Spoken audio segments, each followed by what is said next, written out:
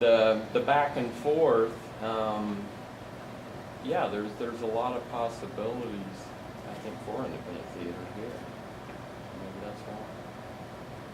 There's a real momentum, kind of scattered, but real nonetheless, behind independent theater in Lawrence. I know because, troops keep, coming, being formed.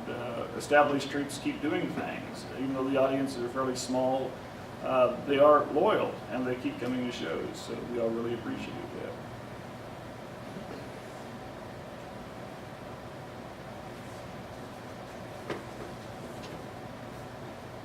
that. How are we doing on time? You started early, you could finish early. And FUDs, since that was a published play from did copyright stay up on that? I was meant to ask if that had to be, you had to purchase the rights to put that on. FUDs, we had copyright, 448 Psychosis, we had to pay copyrights on. Okay, yeah.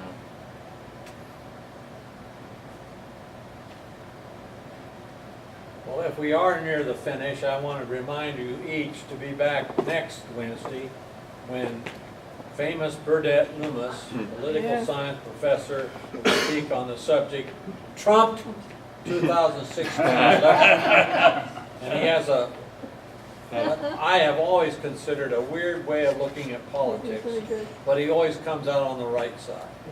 That's really good. Do come back, folks. We need your support, just like these independent people need. Oh, one last thing I wanted to mention.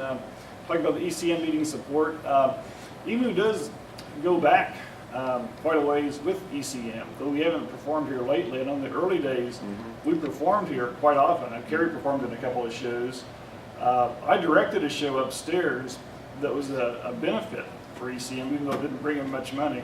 But it was a benefit of a show by Ives, David Ives. And he did all of the timing, and the show we did was Mere Mortals.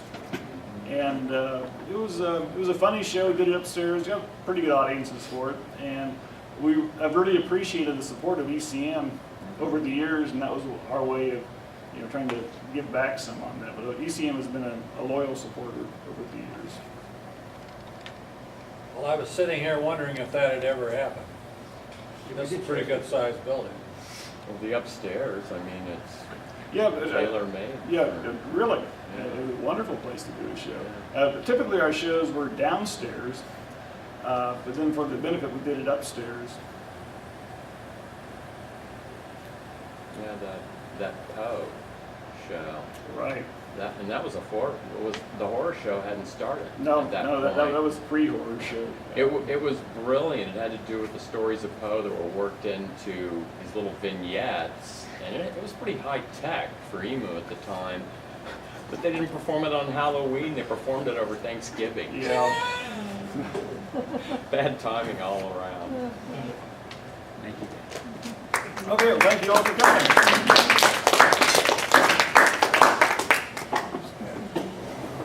If anybody wants flyers.